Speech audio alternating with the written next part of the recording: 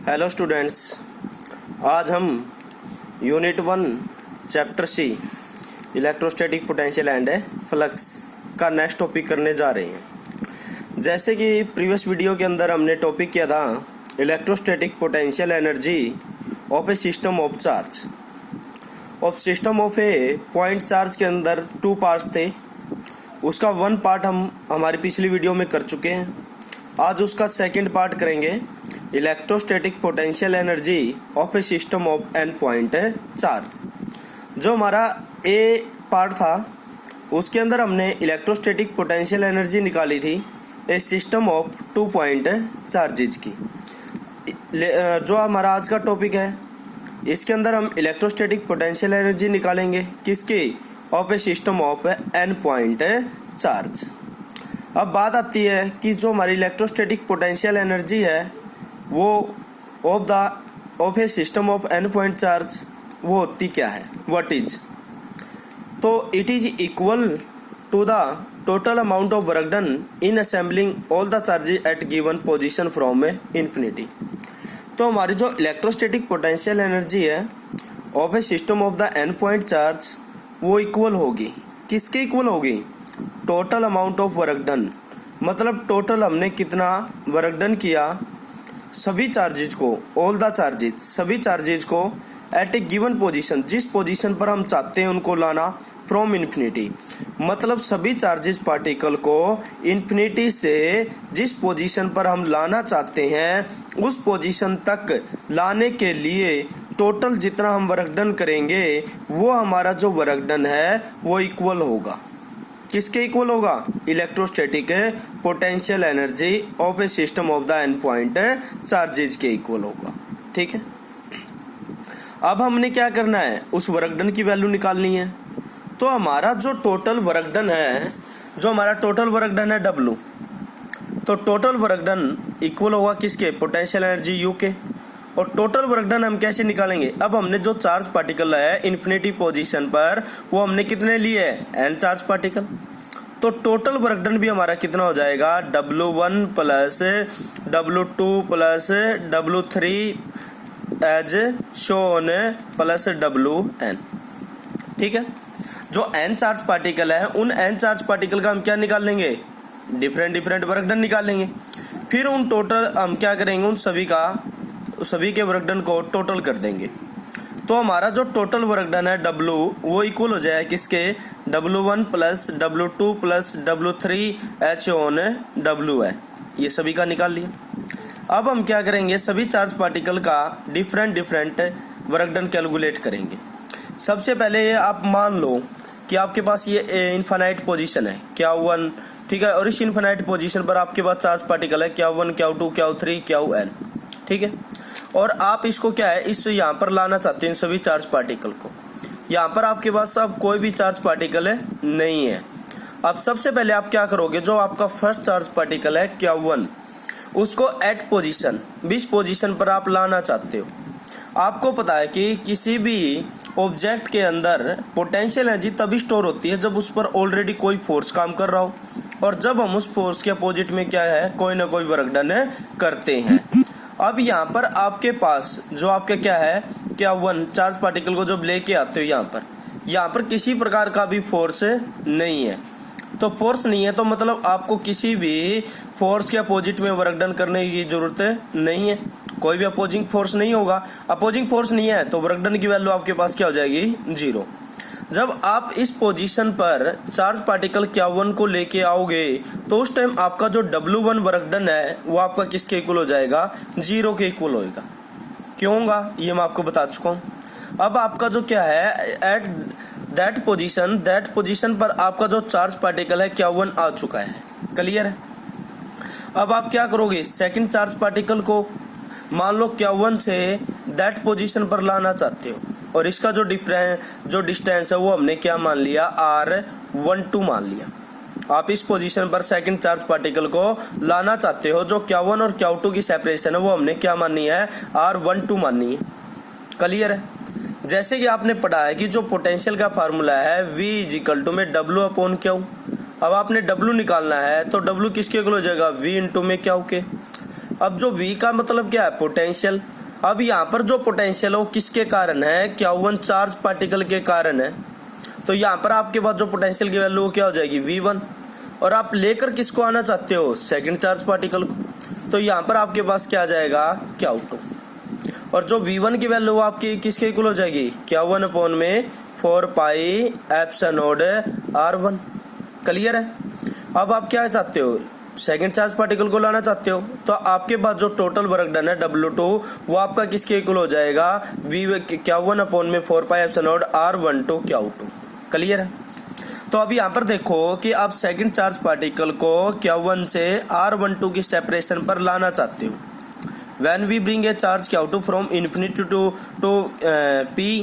P2 position पर लाना चाहते हो, और उसकी जो सेपरेशन है Q1 चार्ज पार्टिकल से वो कितनी आपकी R12 है। ठीक है। तो आपके पास यहाँ पर जो वर्क डन है W वो किसके इक्वल हो जाएगा, पोटेंशियल ड्यू टू Q1 के कारण पोटेंशियल इनटू में Q2, और Q1 के कारण पोटेंशियल की वैल्यू कितनी हो जाएगी, Q1 अपॉन में 4 पाई एप्सिलॉन नॉट R12, और ये कितना हो जाएगा, Q2। क्लियर है। अब यहाँ पर आपके पास क्या है, दो चार्ज पार्टिकल आ चुके हैं। एक आपके पास Q1 आ चुका है और एक आपके पास Q2 आ चुका है। अब आप थर्ड चार्ज पार्टिकल Q3 को लाना चाहते हो। क्लियर है। अब आपने वर्क डन निकालना है। तो आपका जो वर्क डन है वो किसके इक्वल हो जाएगा, पोटेंशियल इनटू में चार्ज के। अब यहाँ पर पोटेंशियल किसके कारण है, Q1 और Q2 चार्ज पार्टिकल दोनों के कारण यहाँ पर पोटेंशियल है। क्लियर है। तो हमारा जो W3 है वो किसके इक्वल हो जाएगा, potential due to Q1 and Q2, और इनटू में क्या हो जाएगा, चार्ज Q3। ठीक है। और जो Q3 चार्ज पार्टिकल है, जो आपका Q3 चार्ज पार्टिकल मान लो इसको लेके आने चाहते हो, जो Q3 की Q1 के रिस्पेक्ट में आपका सेपरेशन कितनी है, R13, और जो आपकी Q3 चार्ज पार्टिकल है उसकी जो सेपरेशन है R2 के रिस्पेक्ट में हम कितने ले लेंगे, R23। क्लियर है। आपका जो क्या है, Q1 चार्ज पार्टिकल है उसके कारण तो आपका जो क्या है, आपका पोटेंशियल कितना हो जाएगा, Q1 अपॉन में 4 पाई एप्सिलॉन नॉट R1, और जो Q2 है उसके कारण आपका पोटेंशियल कितना हो जाएगा, Q2 अपॉन में 4 पाई एप्सिलॉन नॉट R2। अब आपने क्या करना है, वर्क डन निकालना है। किसके लिए, Q3 चार्ज पार्टिकल को कहाँ पर लाने के लिए, ये पोजीशन आपने P3 ले ली। मान लो P3 पोजीशन पर लाना चाहते हो, और जो P3 पोजीशन है उसकी P1 के रिस्पेक्ट में जो सेपरेशन है वो कितनी है, R13, और जो आपका P3 पोजीशन है उसकी P2 पोजीशन के रिस्पेक्ट में आपकी सेपरेशन कितनी है, R23। क्लियर है। तो यहाँ पर जो क्या है 1 अपॉन में 4 पाई एप्सिलॉन नॉट तो दोनों में कॉमन आ गया, और Q1 के कारण आपका जो क्या है, तो आपका जो पोटेंशियल है Q1 के कारण वो कितना हो जाएगा, Q1 अपॉन में, ये देखो आपके पास क्या है, Q1 अपॉन में क्या हो जाएगा, 4 पाई एप्सिलॉन नॉट R13, और आपका जो Q2 के कारण पोटेंशियल की वैल्यू कितनी हो जाएगी, Q2 अपॉन में 4 पाई एप्सिलॉन नॉट R23, और Q1 अपॉन में 4 पाई एप्सिलॉन नॉट दोनों में कॉमन आ गया। क्लियर है। अब इसको हम क्या करेंगे, Q3 को अंदर मल्टीप्लाई कर देंगे। तो यहाँ पर कितना हो जाएगा, Q3 अपॉन में 4 पाई एप्सिलॉन नॉट R13, और प्लस में क्या हो जाएगा, Q3 अपॉन में 4 pi epsilon not R23। Clear है। अब आपके पास क्या है, देखो यहाँ पर आपका क्या है, P3 पोजीशन पर Q3 चार्ज पार्टिकल भी आ चुका है। अब आपने क्या करना है, जो आपका क्या है Q4 चार्ज पार्टिकल है उसको कहाँ पर लेके आना चाहते हो आप, P4 पोजीशन पर लेके आना चाहते हो। तो आप P4 पोजीशन पर लेके आना चाहोगे तो वर्क डन करना पड़ेगा, और यहाँ पे वर्क डन किसके इक्वल हो जाएगा, पोटेंशियल इनटू में चार्ज के। यहाँ पर पोटेंशियल किसके कारण है, हमारे अब तक कितने चार्ज पार्टिकल आ चुके हैं, 3 चार्ज पार्टिकल आ चुके हैं। तो यहाँ पर हमारे पास जो सेपरेशन हो किसके कारण है, पोटेंशियल किसके कारण है, Q1 Q2 Q3 के कारण है। क्लियर है। अब जो हमारे P4 पोजीशन है उसकी P1 के रिस्पेक्ट में सेपरेशन कितनी हो जाएगी, R14। जो P4 की सेपरेशन है Q2 के रिस्पेक्ट में कितनी हो जाएगी, तो P2 के रिस्पेक्ट में कितनी हो जाएगी, 2-4 हो जाएगी, और 3 के रिस्पेक्ट में कितनी हो जाएगी, 3-4 हो जाएगी। क्लियर है। तो यहाँ पर हमारे क्या है, जो अब हमारे पास क्या है, जो क्या है W4 है उसकी वैल्यू निकालनी है। तो इसी प्रकार जो W4 है उसका हमारे पास वर्क डन की वैल्यू कितनी आ जाएगी, 1/4 पाई एप्सिलॉन नॉट तो कॉमन हो जाएगा। अब यहाँ पर पोटेंशियल क्या है, Q1 के कारण कितना आ जाएगा, Q1 अपॉन में R14, और इनटू में क्या हो जाएगा, Q4, और Q2 के कारण क्या आ जाएगी पोटेंशियल की वैल्यू, Q2 अपॉन में R24, और ये क्या है Q4 मल्टीप्लाई में आ जाएगा। इसी प्रकार Q3 के कारण कितनी आ जाएगी, Q3 अपॉन में R34, और ये कितना आ जाएगा, Q4। ये आपके पास क्या आ गया, वर्क डन किसके कारण, 4 चार्ज पार्टिकल के कारण। अब आपने क्या करना है, मान लो 4 चार्ज पार्टिकल के कारण टोटल वर्क डन निकालना है। क्लियर है। तो 4 चार्ज पार्टिकल के टोटल बर्डन कितना हो जाएगा, W1 plus W2 plus W3 plus में W4। इसी प्रकार अगर आपने N के लिए निकालना है, H1 प्लस में क्या आ जाएगा, WN हो जाएगा। क्लियर है। तो यहाँ पर हम W1 की वैल्यू पुट करेंगे। W1 की वैल्यू कितनी थी हमारे पास, 0। W2 की वैल्यू हमारे पास कितनी थी, 1/4πε0 Q1 Q2/R12। इसी प्रकार W3 की वैल्यू कितनी थी, 1/4πε0 Q1 Q3/R13 प्लस में Q2 Q3/R23। इसी प्रकार W4 की वैल्यू हमारे पास क्या थी, 1/4πε0 Q1 Q4/R14, Q2 Q4/R24, Q plus में Q3 Q4/R34। इन सभी में 1/4πε0 क्या आ जाएगा, कॉमन आ जाएगा। यहाँ पर हमारे पास क्या बचेगा, Q1 Q2/R12। यहाँ पर क्या आ जाएगा, Q1 Q3/R13। यहाँ पर क्या आ जाएगा, Q1 Q4/R14 और प्लस में यहाँ पे क्या आ जाएगा, Q2 Q3/R23 प्लस में Q2 Q4/R24 और Q3 Q4/R34। क्लियर है। अब आपने N के लिए निकालना है तो प्लस में क्या हो जाएगा, H1 N आ जाएगा। ठीक है। तो उनके जो क्या है, ये हमारा जो R1 R2 R3 Rn position के लिए। अब ये देखो 1/4πε0 तो सब में कॉमन है, बारी बारी प्लस का साइन आ रहा है तो उसके लिए हम समेशन का यूज कर लेंगे। ऑल द पेयर्स का मतलब है, देखो यहाँ पर Q1 2 पेयर्स बन रहा है, यहाँ पर 1 3 पेयर्स बन रहा है, यहाँ पर 1 4 बन रहा है, 2 3 बन रहा है, 3 4 बन रहा है। ठीक है, 2 4 बन रहा है। तो ये हमारे ऑल द पेयर्स का मतलब क्या, इसका अपोजिट भी हो जाएगा। जैसे Q1 2 है तो 2 1 हो जाएगा, 1 3 है 3 1 हो जाएगा, 1 4 है 4 1 हो जाएगा, 2 3 है 3 2 हो जाएगा। ये ऑल द पेयर्स के लिए अगर हम इक्वेशन बनाए तो यहाँ पर हमारे पास क्या है, जो Q1 यहाँ पर देखो Q1 और यहाँ पर Q2 Q3 है, यहाँ पर इनके लिए तो QJ मान लिया इनको, और जो हमारे पास ये Q2 Q3 Q4 इसके लिए हमने QK मान लिया, और जो हमारा डिस्टेंस 1 3 1 2 3 तो वो हमने डिस्टेंस क्या ले लिया, RJ के रिस्पेक्ट में ले लिया। क्लियर है। ये हमारे पास जो क्या है, ये हमारी जो इक्वेशन बनी है वो ऑल द पेयर्स की बनी है। लेकिन आप इसके अंदर देखो कि कोई भी ऐसा पेयर्स नहीं है, जगह अगर यहाँ पर 1 2 है तो कोई भी पेयर्स आपको 2 1 का नहीं मिलेगा, यहाँ पर 1 3 है 3 1 का नहीं मिलेगा, 1 4 है 4 1 का नहीं मिलेगा, 2 4 3 है 3 2 का नहीं मिलेगा। तो मतलब आपके पास जो यहाँ पर पेयर्स की वैल्यू हो वो कितनी है, हाफ है। क्लियर है। तो हाफ है तो उसको हमने 1/2 कर दिया।